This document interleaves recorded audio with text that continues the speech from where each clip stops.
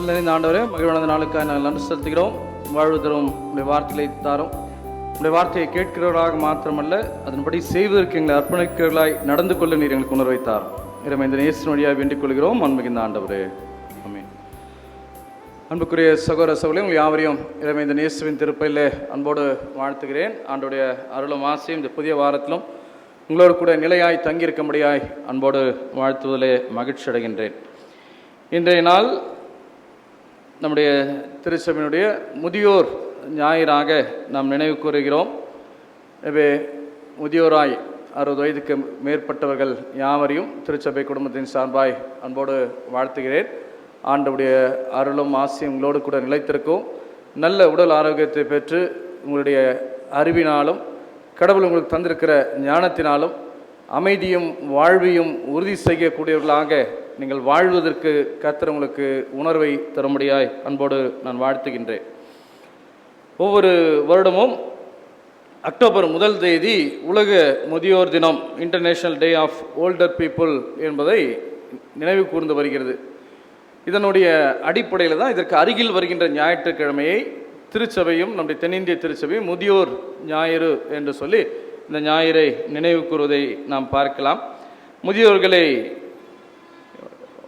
Honour பண்ணுறதுக்காக மாத்திரமல்ல, அவர்களுக்கு நம்பிக்கை அளிக்கும்படியாக அவர்கள் ஏற்றுக்கொள்ளக்கூடிய மனதை நாம் மீண்டும் ஒரு விசை பெற்றுக்கொள்ளவும், முதியோரும் தன்னுடைய வயதிற்கும் கடவுள் தங்களுக்கு கொடுத்திருக்கிற வாய்ப்பிற்கும் ஏற்கும்படியாய் நடந்து கொள்வதற்கு தங்களை அர்ப்பணிப்பதற்காக இந்த ஞாயிறு நினைவு கூறப்பட்டு வருவதை நாம் பார்க்கலாம்.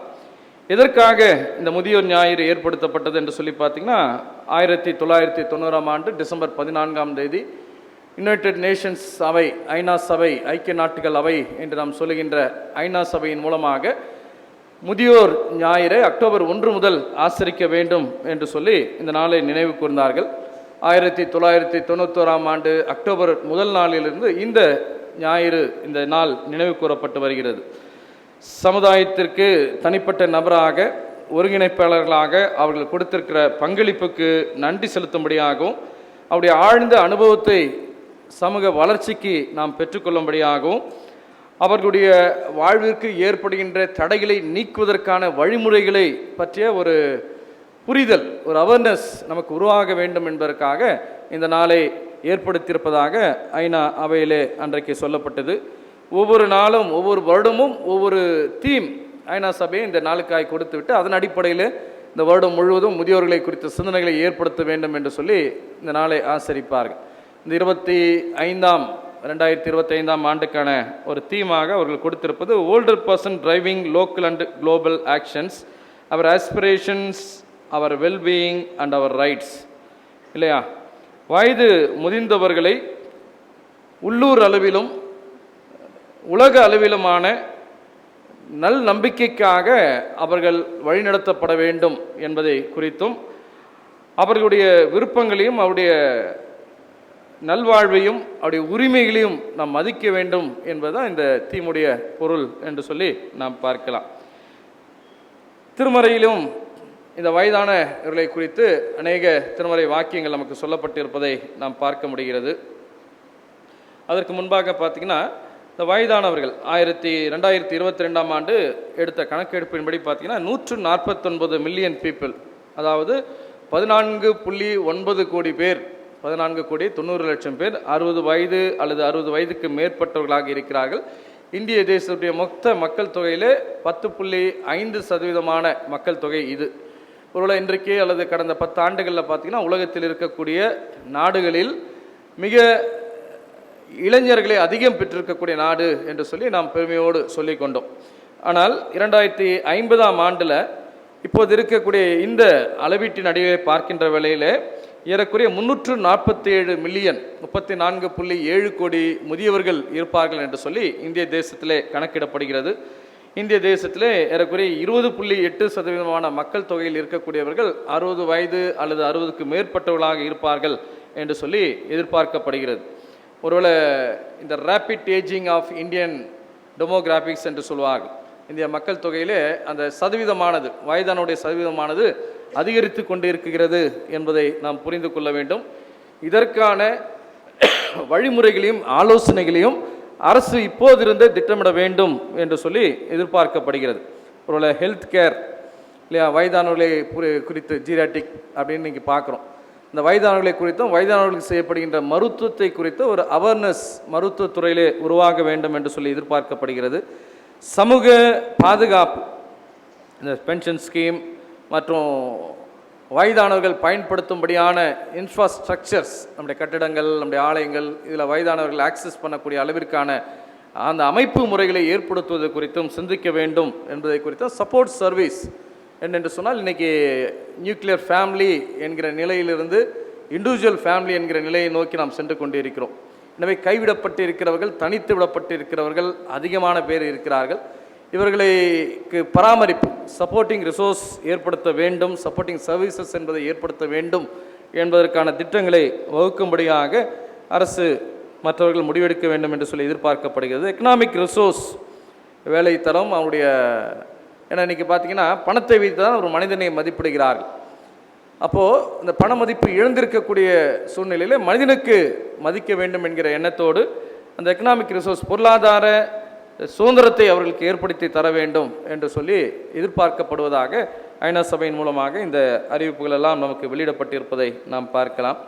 எனவே ஒருவேளை இந்த policy makers, community developers, faith based institution like churches, இதெல்லாம் பார்த்திங்கன்னா இந்த முதியோரை குறித்த கரிசனைகளை வெளிப்படுத்த வேண்டும் என்பதுதான் இந்த நாளுக்குரிய அல்லது இந்த காலத்திற்குரிய எதிர்பார்ப்பாக இருக்கிறது என்பதை குறித்து நாம் பார்க்க முடிகிறது. எனவே அவர்களுடைய முதுமையை குறித்தும் அவருடைய விசுவாசத்தை குறித்து கொண்டாடுகிற நாம் அவர்களுக்கு உதவி செய்வதை குறித்தும் சிந்திக்கும்படியாய் அழைக்கப்படுகின்றோம். அதே போல் அவருடைய குரலுக்கு, அவருடைய எதிர்காலத்தை மாற்றி அமைக்கக்கூடிய, கட்டமைக்கக்கூடிய பணியிலும் திருச்சபையும் தன்னை இணைத்துக் கொள்ள வேண்டும் என்று சொல்லிய எதிர்பார்ப்பு இருப்பதை நாம் பார்க்கலாம். லேபிராகம் 19ஆம் அதிகாரம் 32ஆம் வசனம் இவ்வாறு சொல்லுகிறது இல்லையா, முதியோருக்கு முன்பாக என்ன பண்ணணுமா, எழுந்து நின்று முதியோரை மதிக்க வேண்டும் என்று சொல்லி சொல்லப்பட்டிருக்கிறது இல்லையா. அது கடவுளுக்கு முன்பாக பிரியமாய் இருக்கிறது என்று சொல்லப்பட்டிருக்கிறது. நீதிமொழிகள் 16ஆம் அதிகாரம் 31ஆம் வசனம் இல்லையா, படிங்க யாராவது. நீதியின் வழியில் உண்டாகும் நரைமயிரானது மகிமையான கிரீடம். பாருங்க, நீதியின் வழியில் உண்டாகக்கூடியான நரைமயிர் என்பது மகிமையின் கீடம் என்று சொல்லப்பட்டிருக்கிறது. அப்போது நரைமயிர், அந்த கிரே ஏர் என்னவா, ஆனால் அப்படி நம்ம ஏற்றுக்கிறோமா, ஏற்றுக்கிறோமா இல்லையா? அப்படின்னா என்ன அர்த்தம்? முதல்ல நீங்கள் முதுமையை ஏற்றுக்கொள்ள கற்றுக்கொள்ள வேண்டும். நமக்குள்ளே ஒரு இன்ஃபீரியர் காம்ப்ளெக்ஸ் வந்துடுது. என்னென்ன, எனக்கு என்ன ஆயிடுச்சு, முடிய கருப்பாகிட்டால் மட்டும் வயசு அதிகமாகிடுமா என்ன? இல்லை இல்லையா? அதனால் முதுமையை ஏற்றுக்கொள்ள பழகணும். நம்மளே ஏற்றுக்கணும். முதல்ல நமக்கு வயதாகிறது, நம்மளே ஏற்றுக்கலாம், மற்றவங்க நம்மளை ஏற்றுப்பாங்கன்றதை நம்ம என்ன பண்ண முடியாது, எதிர்பார்க்க முடியாது. அதனால் அடிப்படையில் வேதம் சொல்லுகிறது, நரைமயிர் ஒருத்தருக்கு கிரீடம் என்று சொல்லப்பட்டிருக்கிறது. அப்போ அந்த முதுமையை ஏற்றுக்கொள்வதற்கு நாமே கற்றுக்கொள்ளும்படியாக அழைக்கப்படுகின்றோம். எல்லாருமே ஒரு நாள் எங்கே போக போகிறோம், எல்லா வயதையும் கடந்து செல்ல வேண்டும். நமக்கு பாருங்கள், குழந்தையாக இருக்கும்போது என்ன நினைக்கிறோம், சீக்கிரமாக எப்படி ஆயிடணும், இளைஞனாய் மாறிவிட வேண்டும் என்று சொல்லி நினைக்கிறோம். ஆனால் இளைஞனான பிறகு என்ன நினைக்கிறோம், அப்படியே இருக்கணும்னு நினைக்கிறோம். இருக்குமா இல்லையா? அப்படியே இருக்க முடியாது. இதுதான் லைஃப் சைக்கிள். இதுதான் மனித வாழ்வை குறித்து கடவுளுடைய நோக்கம். எனவே குழந்தை பருவத்திலிருந்து, இளைஞர் பருவத்திலிருந்து, நடுத்தர வயதிலிருந்து முதுமையை நோக்கி நாம் செல்ல வேண்டும். எனவே முதுமையை ஏற்றுக்கொள்வதற்கு நாம் கற்றுக்கொள்ளும்படியாக நாம் அழைக்கப்படுகின்றோம். முதுமைக்குரிய குணங்களை வெளிப்படுத்தவும் நாம் ஏற்றுக்கொள்ளும்படியாக நாம் அழைக்கப்படுகின்றோம். அது மாத்திரமல்ல, ஆண்டவர் கொடுத்த அந்த 10 கட்டளையில் 5வது கட்டளை என்ன சொல்கிறது, உன் தகப்பனையும் உன் தாயும் கனம் பண்ணுவாயாக. எதுக்காக அப்படி கனம் பண்ண என்ன கிடைக்குமா, நீ நன்றாய் இருப்பதற்கும் உன் வாழ்நாள் நீடித்திருப்பதற்கும் உன் பெற்றோரை கனம் பண்ணுவாயாக. அதனால்தான் எபேசியர் 6ஆம் அதிகாரம் 2ஆம் வசனம் இவ்வாறு சொல்கிறது, இதுதான் வாக்குத்தத்தம் உள்ள முதலாவது கற்பனை. மற்ற கற்பனைகள் எல்லாம் சொல்லப்படலை, இதை செஞ்சால் என்ன கிடைக்கும்னு சொல்லிட்டு. ஆனால் பெற்றோரை கனம் செய்தால், ஆனால் இன்றைக்கி நம்ம என்ன நினைக்கிறோம், வாக்கிங் போனால் ரொம்ப நாள் வாழ்ந்துடலான்னு நினைக்கிறோம் இல்லையா, ஃபுட் டயட் பண்ணால் ரொம்ப நாள் வாழ்ந்துடும் நினைக்க. வாக்கிங் போகும்போதே செத்து போனவங்க எத்தனை பேர் இருக்கிறாங்க. ஆனால் வேதம் சொல்லுகிறது பெற்றோரை கனம் செய். பெற்றோருக்கு தேவையான உதவிகளை செய்யும் பொழுது உன் வாழ்நாள் நீடித்திருப்பது மாத்திரமல்ல, நீ எப்படி இருக்க முடியுமா? நன்றாக இருக்க முடியும். நம்ம எல்லாருமே நல்லா இருக்கணும்னு ஆசைப்படுறோம், ரொம்ப நாள் வாழணும், ஆரோக்கியமாக வாழணும்னு ஆசைப்படுறோம். வேதம் இதற்கு சொல்லக்கூடிய ரகசியம், பெற்றோரை கனம் பண்ணுங்கள், அப்போது உங்களுடைய வாழ்நாள் நீடித்திருக்கும், உங்களுடைய நீங்களும் நன்றாக இருப்பீர்கள் என்று சொல்லப்பட்டிருப்பதை நாம் பார்க்கலாம். நீதிமொழிகள் 23ஆம் அதிகாரம் 22ஆம் வசனத்தில் பார்க்கிறோம், உன்னுடைய தகப்பனுக்கு, உன்னை பெற்றெடுத்த தகப்பனுக்கு செவிக்கொடு, உன் தாய் வயதான போது அவரை தள்ளி விடாதே, அவனை கனவீனம் பண்ணாதே என்று சொல்லப்பட்டிருப்பதை நாம் பார்க்கலாம். அதே போல் உபாகமம் 5:16 இதே அந்த 5ஆம் கற்பனையும் குறித்து நமக்கு சொல்லப்பட்டிருப்பதை நாம் பார்க்கலாம். எனவே முதலாவதாக பெற்றோரை கனம் செய்தல், எப்படி கனம் பண்ண முடியும் என்பதை குறித்து தான் நம்ம படிக்க கேட்ட ஆதியாகமம் 46ஆம் அதிகாரத்திலே சொல்லப்பட்டிருப்பதை நாம் பார்க்கலாம். யோசேப்பு தன் பெற்றோரோடு, தன் தகப்பனோடு மீண்டுமாக இணைந்து கொள்ளக்கூடிய ஒரு நிகழ்வு தான் இந்த இடத்துல திருமறை குறிப்பிடப்பட்டு இருக்கிறது. நம்ம எல்லாருக்குமே தெரியும், யோசேப்புக்கு இருந்த 12 பிள்ளைகளிலே யோசேப்பு நேர்மை உள்ளவராக வாழ்ந்தார். அதனால் தன் சகோதரர்கள் செய்கின்ற தவறை கண்டிக்க வேண்டும் என்பதற்காக தன் தகப்பனிடத்தில் போய் என்ன பண்ணார்? சொன்னார். யார்கிட்ட சொல்லுவாங்க? சொன்னார். மற்றவங்ககிட்ட போய் சொல்லலை இல்லையா? யார்கிட்ட சொல்லணுமோ அவங்கக்கிட்ட சொல்கிறதுக்கு தான் அதுக்கு வேல்யூ இருக்குது. ஆனால் சில விஷயத்தை நம்ம யார்கிட்ட சொல்லணும்னு நமக்கு தெரியாது. நேரடியாக சொல்ல வேண்டிய இடத்துல சொல்ல மாட்டோம், ஆனால் அவர்களை குறித்து மற்ற இடத்திலே சொல்லி கொண்டே இருப்போம். ஆனால் யோசேப்பு இங்கே என்ன பண்ணுறாரு? தன் தந்தையை குறித்து, தன் பிள்ளைகளை குறித்து யார் கண்டிக்க முடியும் தன்னுடைய சகோதரர்கள் என்று சொன்னால் தந்தை. அப்போ தந்தை இடத்துல போய் சொல்கிறார் அவன் செய்கிற தவிர. இதனுடைய விளைவு என்ன ஆயிடுச்சு? யதார்த்தவாதி வெகுஜன விரோதி என்று சொல்வார்கள் இல்லையா? யதார்த்தமாக பேசுனா நம்ம யாரையும் என்ன பண்ண மாட்டோம்? ஏற்றுக்க மாட்டோம். நமக்கு எப்பவுமே முதுகுக்கு பின்னாடி பேசி தான் நமக்கு பழக்கம். முகத்துக்கு நேராக பேசுறதுல ஏற்றுக்கல நமக்கு தயக்கம். அதனால் யதார்த்தமாய் நல்வாழ்வை மையப்படுத்தி சொன்ன யோசேப்பு இங்கே என்னவா மாறுறாரு? குற்றவாளியாக மாறுகிறார். என்ன குற்றவாளி? வாழ்வதற்கு தகுதியற்றவர் என்ற நிலைக்கு அவரை தள்ளுறாங்க. அவரை கொலை செய்து விட வேண்டும் என்று சொல்லி உடன் பிறந்த சகோதரர்களே நினைக்கிறார்கள் இல்லையா? தன் சகோதரனை கண்டிக்கிறதுக்கு உரிமை இல்லைன்றப்போ மற்றவங்களை குறித்து நம்ம வெறுக்கிறதுல ஒன்றும் பெரிய ஆச்சரியம் கிடையாது. அப்போ அப்படி தான் என்ன பண்ணுறாங்க? யோசேப்பை கொலை செய்து விட வேண்டும். பாருங்கள் எவ்வளோ எண்ணங்கள் எப்படி மாறுது பாருங்கள். நம்ம சரியாக இருக்கணும்னு சொல்கிறவங்கள, நம்முடைய தவறுகள் கண்டிக்கப்படுவதை, நம்மை தூய்மைப்படுத்த வேண்டும் என்று சொல்லி நினைக்கிறவர்களை கொலை செய்யக்கூடிய அளவிற்கு நம்முடைய எண்ணங்கள் எவ்வளவு மோசமானதாக மாறிவிடுகிறது. அந்த 11 பேருக்கும் அப்படி தான் இருந்துச்சு. 10 பேருக்கு கொலை செய்து அந்த கிணத்துல தூக்கி போட்டுறாங்க. அப்போ யூதா சொல்கிறாரு, தன் சகோதரனை கொலை செய்ய நமக்கு என்ன பிரயோஜனம், இரத்தப்பழி வேண்டாம் அப்படின்னு சொல்லிட்டு அவருக்கு ஏதோ ஒருவருக்கு இரக்கம் காட்டுறாங்க. ஆனால் அந்த இரக்கத்தை மற்றவங்களை ஏற்றுக்கொள்கிறார்கள். அதனால் எடுத்து அவங்ககிட்ட என்ன பண்ணுறாங்க? மீதியான இடத்துல விற்று போட்டு விடுகிறார்கள். அவர்கள் எகிப்துக்கு வியாபாரத்திற்காக செல்லக்கூடியவர்கள். நம்ம எல்லாருக்குமே தெரியும், அந்த நாட்களில் எகிப்து பார்த்திங்கன்னா எப்படி இருந்துச்சா? ரொம்ப வளமான ஒரு நாடு ஆப்பிரிக்காவில். ஏன் வளமான நாடு? நைல் நதி அங்கே ஓடிட்டு இருந்துச்சு. அந்த தேசம் முழுவதும் ஓடக்கூடிய ஒரு நதியாக இந்த நைல் நதி இருக்கும். அதனுடைய தண்ணீர் வருடம் முழுவதும் இருக்கும். அதனால் அந்த தேசம் அந்த நாட்களிலிருந்து நல்ல விளைச்சலோடு இருக்கும். அதனால் அதிகமான வாணிப தொடர்கள் எகிப்து நாட்டோடு பல நாடுகளுக்கு இருந்தது. அதன்படி தான் இந்த மீதியானர் வாணிபத்திற்காக இந்த பயணத்தை மேற்கொண்டு செல்கிறார்கள். அவரிடத்தில் போய் வித்துறாங்க. அவங்க எடுத்துன்னு போய் என்ன பண்ணுறாங்க? அரண்மனையில் அலுவலாக இருக்கின்ற போத்திபாருடைய இல்லத்தில் விற்று விடுகிறார். போத்திபார் இல்லத்தில் செய்யாத ஒரு குற்றத்திற்காக அவர் என்ன பண்ணுறாரு?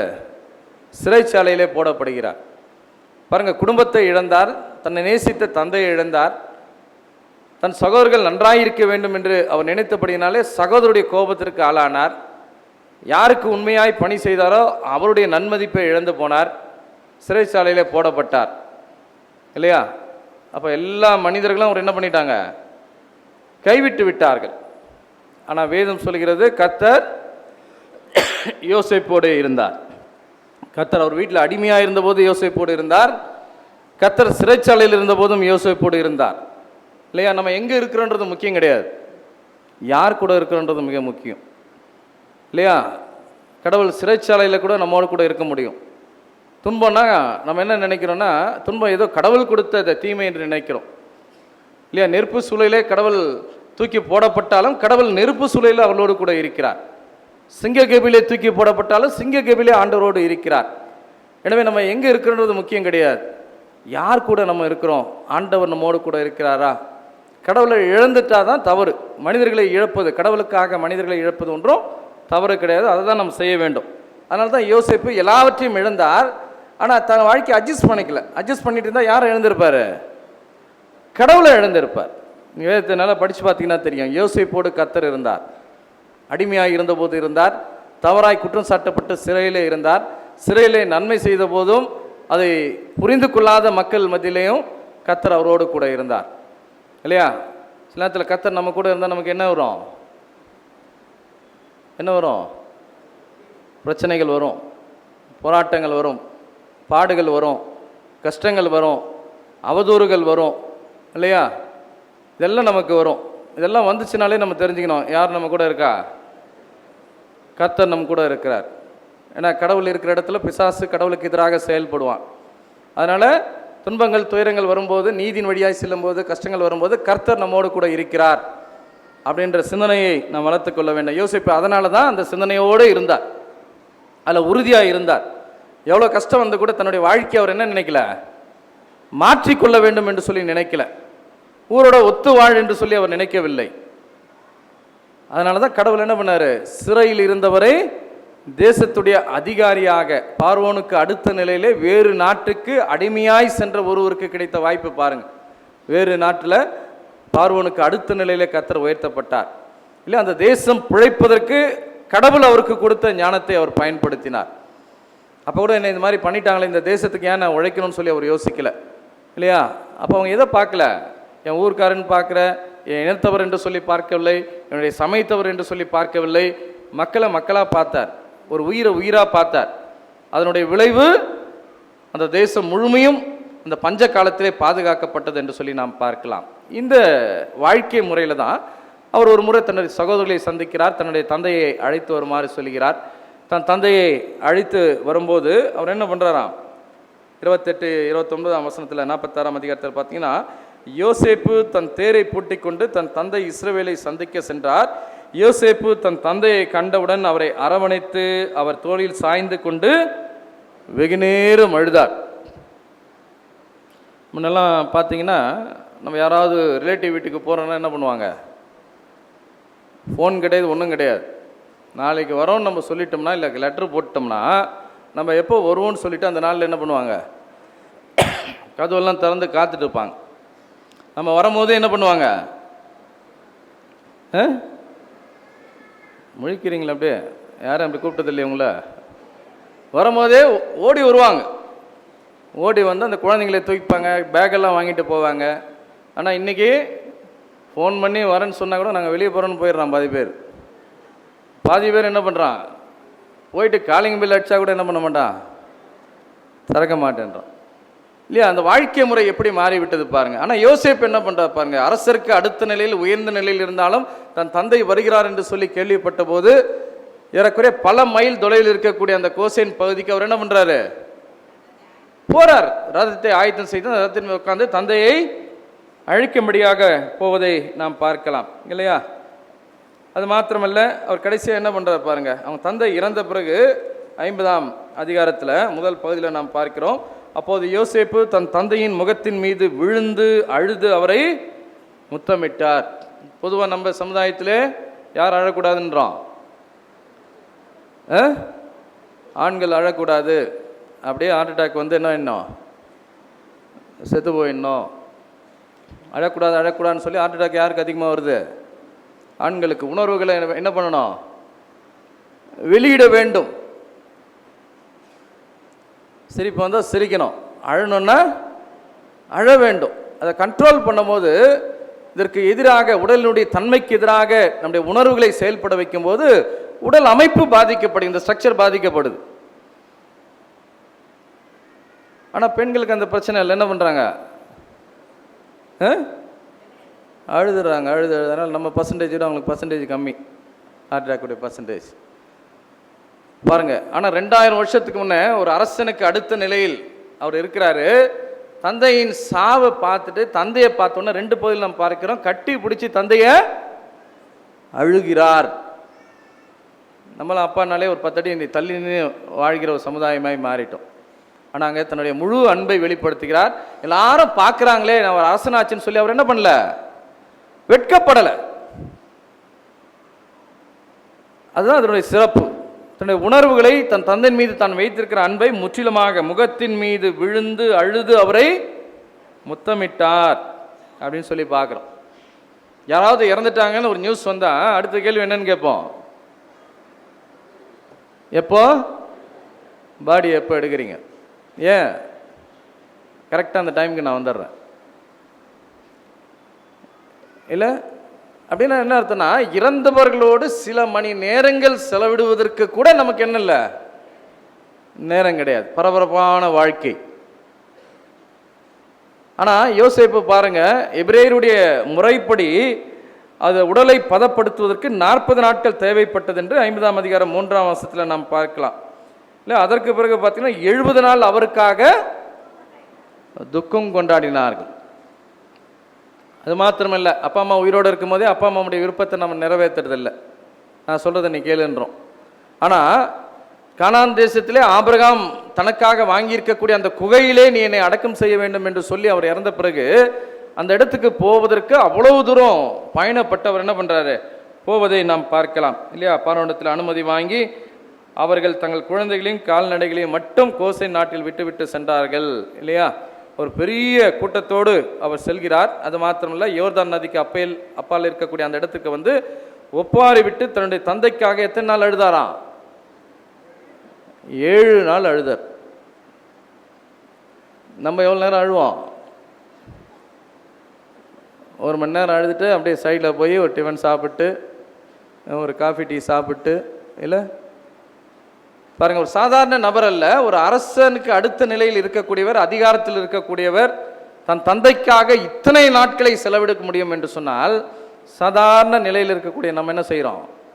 நேரம் இல்லை, காலம் இல்லை அப்படின்னு சொல்லிட்டு பெற்றோரை நெக்லெக்ட் பண்ணுற நிலையில் தான் நம்முடைய வாழ்க்கை இருக்கிறது என்று சொல்லி நாம் பார்க்கலாம். அது மாத்திரம் இல்லை, அப்பா இருக்கும் போது மட்டும் தந்தை போன பிறகு கூட தன் சகோதரர்களை பாதுகாப்பேன் என்கிற உறுதியை அவர் கொடுக்கிறார் இல்லையா. ஒரு தந்தையின் மீது எவ்வளவு அன்பு வைக்க முடியும், பெற்றோரை எப்படி நேசிக்க முடியும் என்பதற்கு யோசேப்பு ஒரு மிகப்பெரிய எடுத்துக்காட்டாக நமக்கு இருக்கிறார். இன்றைக்கு கடவுள் நமக்கு பெற்றோரை கொடுத்திருப்பாரானால் இல்லை, வயது முதிர்ந்த நம்முடைய பெற்றோர் இருப்பார்களானால் அவர்களை பாதுகாக்கின்ற பணியிலே, அவர்களை ஆசீர்வதிக்கின்ற பணியிலே, அவருடைய ஆசீர்வாதத்தை பெற்றுக்கொள்ளக்கூடிய பணியை நாம் திறம்பட செய்யும்படியாக நாம் அழைக்கப்படுகின்றோம். ஒருவேளை நம்ம ஒவ்வொருவருக்கும் அந்த மாதிரியான சிந்தனைகள் இருக்க வேண்டும் என்று சொல்லி நாம் எதிர்பார்க்கின்றோம். அடுத்ததாக நாம் படிக்க கேட்ட 2வது திருமறை பகுதி. இந்த திருமறை பகுதி பார்த்தீங்கன்னா 1 தீமோத்தேயு 5ஆம் அதிகாரத்தில் முதியோரிடத்தில் நாம் எப்படி நடந்து கொள்ள வேண்டும் என்பதை குறித்து திருமறை பகுதி நமக்கு காட்டுகின்ற உண்மைகளை நாம் பார்க்கலாம்.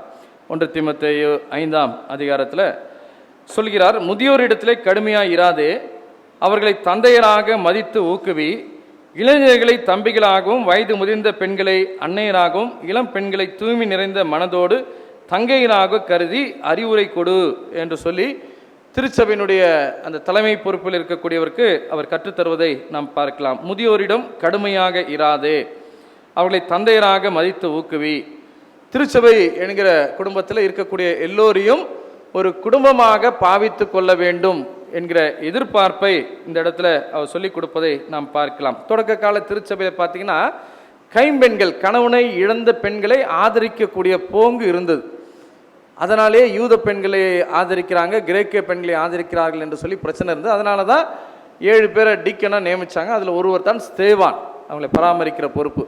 அப்போ தொடக்க காலம் முதல் திருச்சபையில் பிறரை பராமரிக்கக்கூடிய ஒரு பொறுப்பு கொடுக்கப்பட்டிருந்தது என்று சொல்லி நாம் பார்க்கலாம். அதை தான் இந்த இடத்துல பவுல் சொல்கிறார் இல்லையா, கைம்பெண்களுக்கு மதிப்பு கொடு, ஆதரவற்ற கைம்பெண்களையே இங்கு குறிப்பிடுகின்றேன் அப்படின்னு சொல்கிறார். அப்படின்னு என்ன அர்த்தம்னா, கணவனை இழந்தவர்கள் என்பதற்காக மாத்திரமல்ல, ஆதரவு இருக்கக்கூடாது.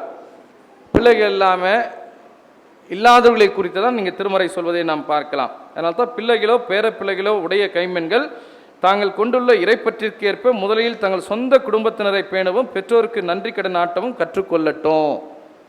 ஏன்னா அந்த நாட்களில் கைவிடப்பட்ட கைம்பெண்களை, கணவனை இழந்த பெண்களை திருச்சபையிலே இருந்து பராமரிக்கக்கூடிய பணியை செய்தார்கள்.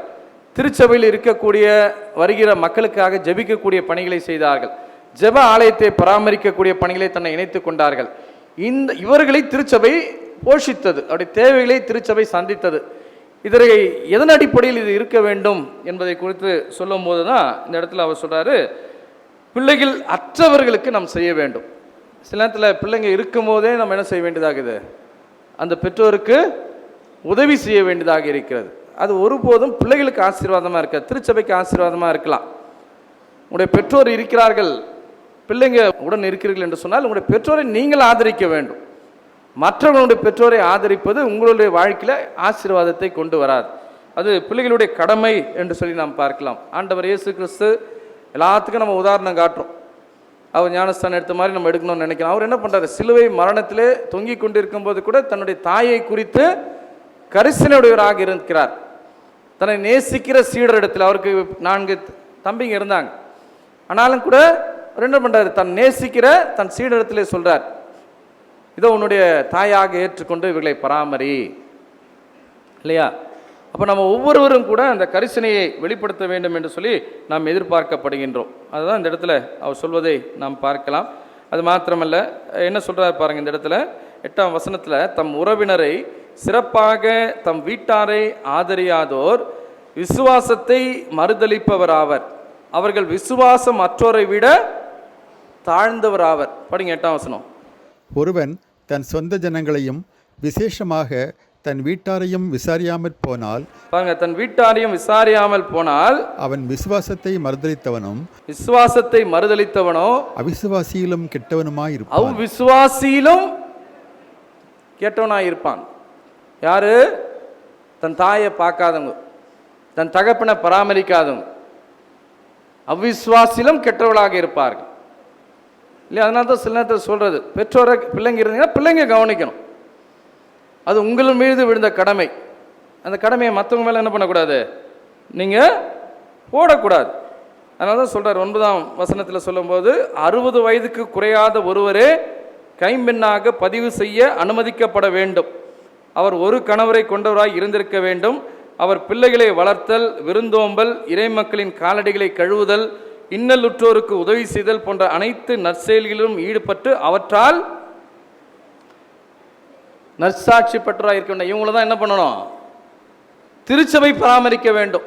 ஆனால் இன்றைக்கி கோயிலுக்கே வராமல் இருக்கிறவங்கள கூட நம்ம பராமரிக்கணும்னு எதிர்பார்க்குறோம். கடவுளை தேட மனதில்லாதவர்களை கூட நம்ம பராமரிக்கணும்னு எதிர்பார்க்குறோம், இல்லை? அடுத்தவங்க என்ன சொல்கிறார் பாருங்கள், இளம் பெண்களை பதிவு செய்யாதே. அதுக்கான காரணத்தை அவர் சொல்கிறார்.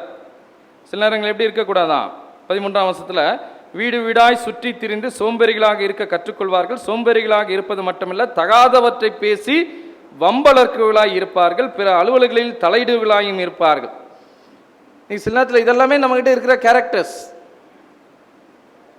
அதனால தான் யாரை கவனத்தோடு சேர்க்க வேண்டும் என்று அவர் சொல்லுகிறார். யாருக்கு திருச்சபை உதவி செய்ய வேண்டும் என்று சொன்னால், அவங்க என்ன இருக்கணும், பிள்ளைகளை வளர்த்தல், பிள்ளைங்களை நல்லா வளர்த்துருக்கணும். விருந்தோம்பல், பிறரை ஏற்று உதவி செய்யக்கூடியவர்களாக இருக்க வேண்டும். இறை மக்களுடைய காலடிகளை, திருச்சபை பணிவிலையை, திருச்சபையினுடைய ஊழியர்களுக்கு உதவி செய்யக்கூடியவர்களாக அவர்கள் இருந்திருக்க வேண்டும்.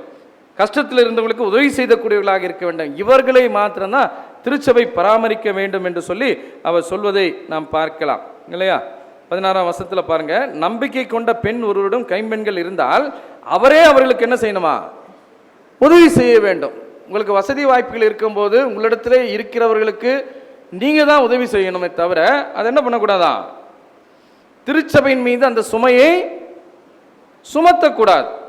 படிங்க அந்த வசனம், 16ஆம் வசனம். விசுவாசியாகிய ஒருவரிடத்திலாவது ஒருத்தியிடத்திலாவது விதவைகள் இருந்தால் அவர்கள் இவர்களுக்கு உதவி செய்ய கடவுள். அவர்கள் இவர்களுக்கு உதவி செய்யட்டும்.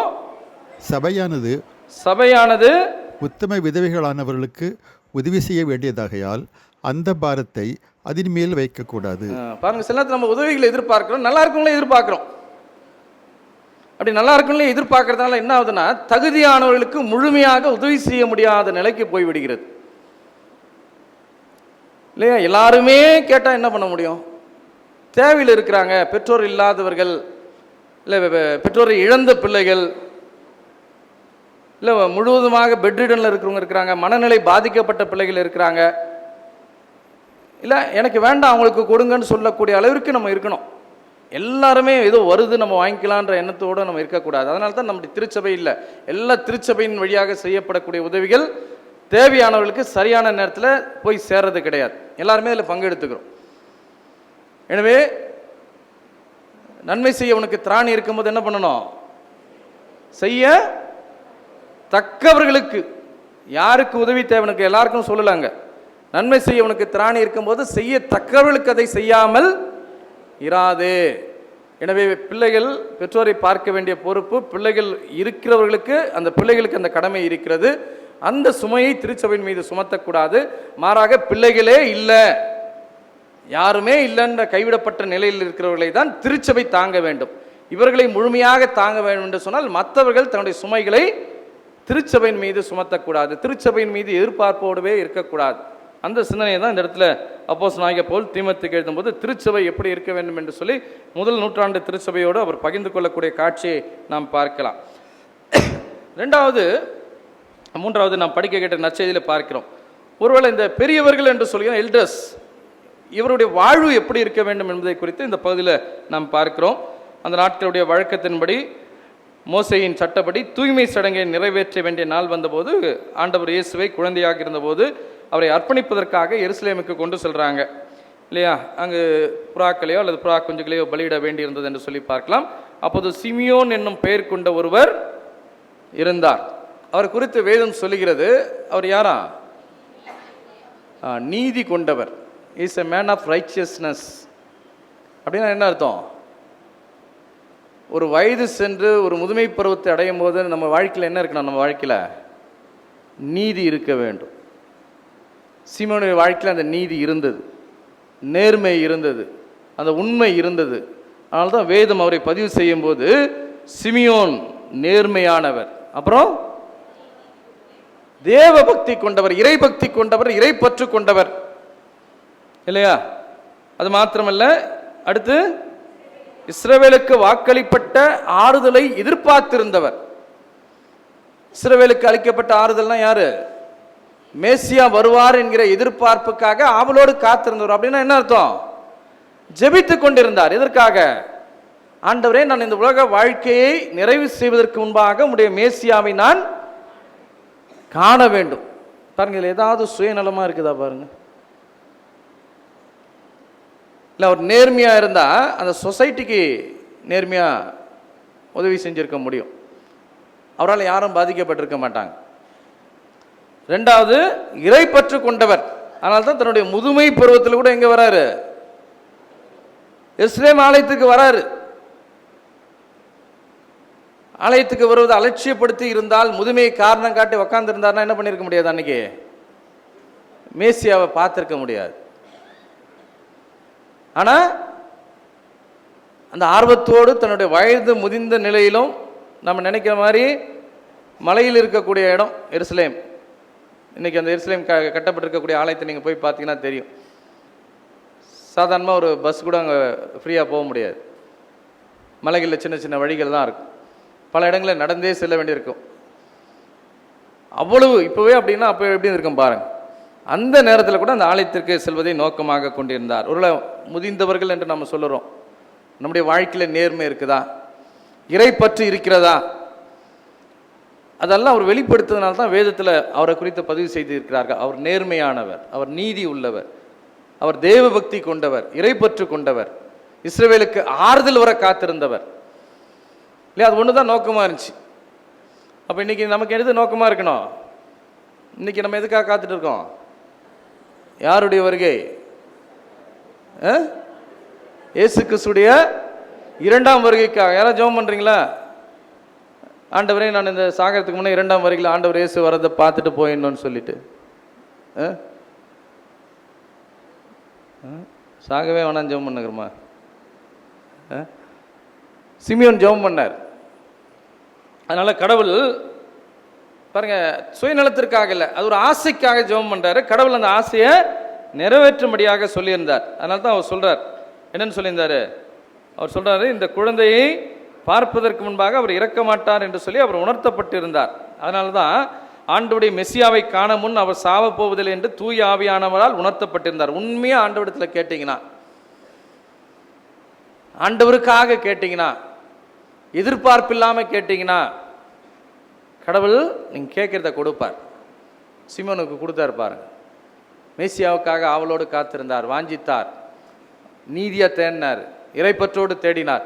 கடவுள் அவருடைய விருப்பத்தை நிறைவு செய்தார் இல்லையா? அந்த குழந்தையை கையில் ஏந்தி மகிழ்ச்சியோடு சொல்றார், ஆண்டவரே உமது சொற்படி உமது அடியான் இப்போது அமைதியுடன் போதும்.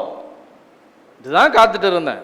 இப்போ நான் அமைதியோடு செல்வதற்கு ஆயத்தமுள்ளவராய் இருக்கிறேன். ஏனெனில் மக்கள் அனைவரும் காணமாறு நீர் ஏற்பாடு செய்துள்ள உமது மீட்பை என் கண்கள் கண்டது.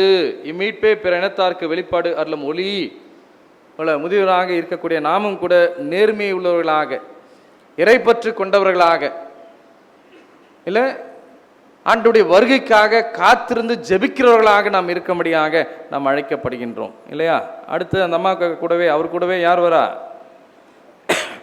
36ஆம் வசனத்தில் பார்த்தீங்கன்னா, ஆசிரியர் குலத்தை சார்ந்த பானுவேலின் மகளாகிய அண்ணா என்னும் இறைவாக்கினர் ஒருவர் இருந்தார். என்ன வயசு அவருக்கு? 84 வயது. பாருங்க, கோவிலுக்கு ஒழுங்காக வந்ததுனால தான் ஆண்டவரை பார்த்தாங்க.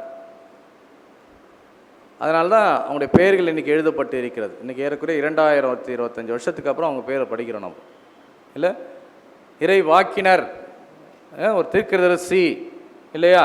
வயது முதிர்ந்தவர், மணமாகி 7 ஆண்டுகள் மாத்திரமே கணவனோடு வாழ்ந்த கைம்பெண். இப்போது அவருக்கு வயது 84. அவர் கோவிலை விட்டு நீங்காமல் நோன்பிருந்து அல்லும் பகலும் என்ன பண்ணாரு? திருப்பணி ஆற்றி வந்தார். அல்லும் பகலும். நமக்கு என்ன ஆயிடுது? 1 மணி நேரம் 2 மணி நேரம் ஆனாலும் டைம் பார்க்க ஆரம்பிச்சு இல்லை? பாருங்க, ஆண்டவரை தேடுறவங்களுக்கு தான் கடவுள் தன்னை வெளிப்படுத்துகிறார். ஆண்டவரை முழுமையாய் அர்ப்பணித்து தேடுகிறவர்களுக்கு தான் தன்னுடைய திருக்காட்சியை வெளிப்படுத்துகிறார். ஒருவேளை முதியவர்கள் இப்படி இருக்கணும், அல்லும் பகலும் ஆண்டவரை தேடுகிறவர்களாக இருக்க வேண்டும், ஆண்டவரிடத்தில் பிறருக்காக வேண்டிக் கொள்ளக்கூடியவர்களாக இருக்க வேண்டும் இல்லையா? அதனால தான் அவரும் அந்த நேரத்தில் அங்கே வந்து கடவுளை புகழ்ந்து எருசலேமின் மீட்புக்காக காத்திருந்த எல்லோரிடமும் அக்குழந்தையை பற்றி பேசினார். அப்போ ஒரு கூட்டம் காத்து கொண்டிருந்தது. இன்னைக்கு நாம் ஆண்டவருக்காக காத்திருக்கிறோமா? 8:30 மணி சர்வீஸ்க்கு 8 மணிக்கு வந்து காத்துட்டு இருக்கோமா? இல்லை 8:15 வந்து காத்துட்டு இருக்கோமா? இல்லை திருவிருந்து முடிச்சா போதும், எங்கே கிளம்பிடுறோம்? பை தூக்கின்னு கிளம்பிடுறோம். ஒரே ஒரு ஆள் தான் இந்த மாதிரி போனார். யார் அவர்? யார் போனார்? அவர் சொந்தக்காரெல்லாம் போகிறாங்கன்னு நினச்சிக்கிறது. நான் ஸ்தோத்திர பாட்டை பாடி நன்றி சொல்லிட்டு போகணும், ஆண்டவருக்கு நன்றி சொல்லிட்டு போகணும் இல்லை? நான் யூகே போயிருந்தப்போ ஒரு பஸ்ஸில் கூட என்ன பண்ணுவாங்க, எல்லோரும் லைனாக வருவாங்க. என்னோட லைனாக போய் டிரைவர்கிட்ட ஏதோ பேசிட்டு போகிறான் பார்த்தா டிரைவருக்கு தேங்க்ஸ் சொல்லிட்டு போவாங்க. நமக்கு அந்த பண்பாடே இல்லை இல்லை? 2000 வருஷத்துக்கு முன்னே ஸ்தோத்திர பாட்டை பாடிவிட்டு ஒலிவ மலைக்கு சென்றார்கள். அதுக்கு முன்னே ஒருத்தர் கிளம்பிடுறார். என்ன ஆகிடும்? 10 நிமிஷத்தில் என்ன ஆகிடும்? நம்முடைய ஜீவன் எடுத்துக்கொள்ளப்படுமானால் என்ன பண்ணுவீங்க? இந்த ராத்திரியில் போயிட்டீங்கன்னா என்ன பண்ணுவீங்க? இந்த நேரத்தை வச்சு என்ன பண்ணுவீங்க? ஆலயத்தில் இருக்கிற ஒரு 20 நிமிஷம் இருக்கிறதுல என்ன ஆகிட போகிறோம்? இன்றைக்கி நமக்கு அந்த வாய்ப்பை கடவுள் கொடுத்துருக்கா. எத்தனை பேர் நம்ம அந்த வாய்ப்பை சரியாக பயன்படுத்தி கொண்டு இருக்கு? ஆண்டவரை தேடுவதற்கு பயன்படுத்தி கொண்டு இருக்கு இல்லை? அடுத்த தலைமுறையை வளர்க்கணும். முதியோருக்கு அதுதான் சொல்லப்பட்டிருக்கு. நமக்கு ஞானஸ்தானப்போ எல்லாம் வாக்கு கொடுக்கணும். நமக்கு அந்த பொறுப்பு இருக்குது. கன்ஃபர்மேஷன் பிள்ளைங்க வராங்க, பிள்ளைங்க கட்டாயத்துக்காக வராங்க. 17-18 வயசு ஆகுது. இயேசுவின் தாயார் பேர்னா தெரியல, இயேசு எங்கே பிறந்தாருன்னா தெரியல. பிறந்தாருன்னா தெரிஞ்சுக்குதுன்னு சந்தோஷப்பட வேண்டியதாகுது. இதுதான் நம்முடைய தலைமுறை. எப்படி வளர்த்துருக்குறோம்? முதியோர் இருக்கிறோம், பெற்றோர் இருக்கிறோம், எப்படி நம்முடைய பிள்ளைகளை வளர்த்துருக்குறோம்? கிறிஸ்மஸ்னால் என்னன்னு கூட சொல்லிக் கொடுக்காத நிலையில் ஒரு 18 வயசில் ஒரு பையன் நம்ம வளர்த்துருக்குறோம், 20 வயசில் ஒரு பையனை நம்ம வளர்த்துருக்குறோம். சண்டே சர்ச்சுக்கு வராமல் தூங்கிட்டு இருக்கிற பிள்ளைகளை நம்ம வளர்த்துட்டு இருக்கோம். கஷ்டமாக இருக்குது சில நேரங்களில். எதிர்காலம் எப்படி மாறும்? பிள்ளைங்களுக்கு எதை கற்றுக் கொடுக்குறோம்? எந்த வழியை கற்றுக் கொடுக்குறோம்? 10 கட்டளையில் ஒரு கட்டளை தெரியல, ஒரு கட்டளை கூட எனக்கு தெரியாதுங்க. டிகிரி முடிச்ச பையன், ஒரே ஒரு கட்டளை தெரியல, 10 கட்டளை ஒன்று. அப்போ என்ன பண்ணுறோம்? வீட்டில் பசங்களோட உட்காந்து நம்மள என்ன பண்ணுறோம்? சீரியல் பார்த்துட்டு டிவி பார்த்துட்டு உட்காடுறோமா? இல்லை, நிறைய திருமறை கதைகளை என் தாய் தந்தையிடத்தில் நான் கற்றுக்கொண்டேன். ரொம்ப நாள் அப்புறம் தான் தெரியுது எல்லாம் பைபிள் இருந்தால் எங்கள் அப்பா சொல்லிக்கிறாருன்னு. இத்தனையும் அவங்களுடைய படிப்பு ரொம்ப மினிமம்.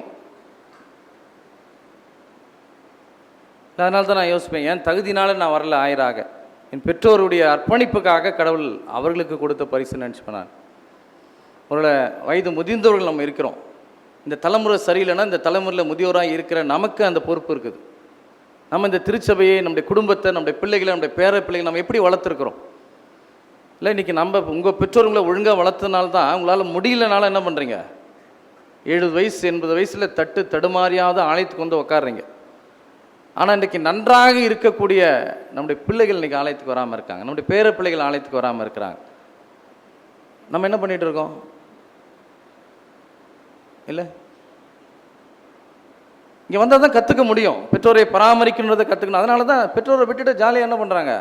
நான் நல்லா இருந்தால் போதும், நான் யூஎஸ்ஏ செட்டில் ஆகிறேன், கனடா செட்டில் ஆகிடுறேன், யாரை குறிச்சும் கவலை இல்லை. ஆர்பனேஜ் எல்லாம் வந்துடுச்சு, லேக்ஸ் கணக்கில் பே பண்ணிட்டா போதும், கிரிமினேஷன் பண்ணி வீடியோ எடுத்து எனக்கு அனுப்பிச்சிடுங்க, எனக்கு டைம் கிடைக்கிறப்ப பார்த்துக்கிறேன். பக்கத்தில் இருக்குது அந்த மாதிரி ஆர்பனேஜ் எல்லாம் வந்துடுச்சு. இதை நோக்கி நம்ம தலைமுறை நடக்குன்னா நம்ம வளர்த்தது சரியில்லை. பணத்தையே சொல்லி ஒரு தலைமுறையை நம்ம வளர்த்து கொண்டு இருக்கிறோம். அவ்வளோ இன்றைக்கு முதியோர் ஞாயிறு, பெற்றோரை நாம் பராமரிக்க வேண்டும் என்று ஆண்டவர் சொல்கிறார். அதே நேரத்தில் முதியோர்கள் தன்னுடைய பிள்ளைகளுக்கு, தன்னுடைய பேர பிள்ளைகளுக்கு கடவுளுடைய வார்த்தைகளை கற்றுக் கொடுக்கிறவர்களாக, ஆண்டவரை காட்டுகிறவர்களாக, இல்லை ஒவ்வொரு திருமுழுக்கின் போது நமக்கு கொடுக்குற வாக்கு. திருச்சபைக்கு அந்த பொறுப்பு இருக்குது. அடுத்த தலைமுறைக்கு நம்முடைய குழந்தைகளுக்கு ஆண்டவரை காட்டி கொடுக்க வேண்டிய பொறுப்பு நமக்கு இருக்கிறது, கற்றுக் கொடுக்க வேண்டிய பொறுப்பு இருக்கிறது. எனவே இந்த முதியோர் ஞாயிறிலும் முதியோரை பராமரிக்க நாம் கற்றுக்கொள்வோம். அதே நேரத்தில் முதியோர்கள் இளம் தலைமுறையினருக்கு ஆண்டவரை அடையாளம் காட்ட உடைய ஆழ்ந்த அனுபவத்தையும் உடைய விசுவாசத்தையும் உடைய நம்பிக்கையும் முழுமையாய் பயன்படுத்தும்படியாய் அன்போடு வேண்டுகிறேன். ஆண்டவர் உங்களை வாழ்த்துவாராக. அன்பின் ஆண்டவரே, இந்த மனமகிழ்வான நாளுக்காக நாங்கள் நன்றி செலுத்துகிறோம். ஆண்டவரே, இந்த நம்பிக்கையில், இந்த விசுவாசத்திலே நாங்கள் வளர்வதற்கு எங்களுக்கு உதவி செய்த எங்களுடைய பெற்றோருக்காய், இந்த பெற்றோருடைய பெற்றோருக்காய் நாங்கள் நன்றி செலுத்துகிறோம்.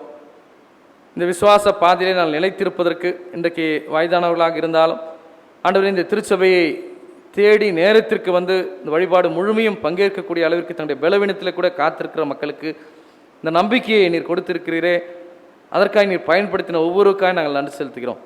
ஆனால் நாங்கள் இந்த நம்பிக்கை அடுத்த தலைமுறைக்கு செலுத்துவதிலே பல தயக்கங்களை நாங்கள் வெளியிட்டு இருக்கிறோம். பல முறை நாங்கள் அமைதியோடு இருந்திருக்கிறோம். பல முறை பேசாமல் இருப்பதே எங்களுக்கு நலம் என்று சொல்லி எங்களுடைய சுயநலத்தையே மையப்படுத்தி வாழ்ந்திருக்கிறோம். நாங்களும் எங்களுடைய பிள்ளைகளுக்கு, எங்களுடைய பேர குழந்தைகளுக்கு விசுவாசத்தை கற்றுத்தரக்கூடிய பிள்ளைகளாக, கடவுளை அடையாளம் காட்டக்கூடிய பிள்ளைகளாக, திருமறையை நம்பிக்கை வைக்க அவருடைய விசுவாசத்தை வளர்க்க உதவி செய்யக்கூடியவர்களாக எங்களுடைய பொறுப்புகளை நிறைவேற்ற கர்த்தர் எங்களுக்கு அருள்தார். திருச்சபையுடைய வாழ்வுக்காய், திருச்சபை வளர்ச்சிக்காய் ஜெபிக்கக்கூடியவர்களாக, திருச்சபையை ஒற்றுமைப்படுத்தக்கூடியவர்களாக, நம்பிக்கை அளிக்கக்கூடியவர்களாக வாழ்வதற்கு கர்த்தர் எங்களுக்கு உணர்வைத்தார். சுகினத்தோடு இருக்கிறவர்களுக்காக, தன்னுடைய பிள்ளைகளுடைய அன்பை இழந்தவர்களுக்காக, ஆண்டவரே தன்னுடைய பிள்ளைகளுடைய உடனிருப்பை வாஞ்சிக்கிறவர்களுக்காக, கண்ணீரோடு தன்னுடைய நாட்களை செலவிட்டு கொண்டிருக்கிறவர்களுக்காக, படுக்கையிலே தன்னுடைய வாழ்நாட்டில் எண்ணிக்கொண்டிருக்கிற மக்களுக்காய், வாழ்வு கசப்பாயிற்று என்று சொல்லி கண்ணீர் வடிக்கிற ஒவ்வொருவரையும் நாங்கள் நினைவு கூறுகிறோம். இந்த நாளிலாவது அந்த பெற்றோரை காணக்கூடியவர்களாக, அந்த பெற்றோருக்கு நன்மைகளை செய்யக்கூடியவர்களாக, அவளோடு கூட சிறிது நேரத்தை செலவிடக்கூடியவர்களாக வாழ்வதற்கு நீர் உணர்வைத்தார். எங்களுடைய முதியோரும் கூட அடுத்த தலைமுறைக்கு விசுவாசத்தை கற்றுக் கொடுக்கக்கூடியவர்களாக மாறுவதற்கு நீர் அவளுக்கு உணர்வைத்தார். அவருடைய ஆழ்ந்த அனுபவம் வீணாய் போகாதபடிக்கு, அவருடைய ஆழ்ந்த விசுவாசம் வீணாய் போகாதபடிக்கு கற்றுத்தரக்கூடியவர்களாக வாழ்வதற்கு உதவி செய்தரலாம். இறைமை இந்த நேசன் வழியாக வேண்டிக் கொள்கிறோம் எங்கள் தாயின் தந்தையுமாய் கடவுளே. தெய்வீக அன்பிது பேரின்பம் தந்தது, தெய்வீக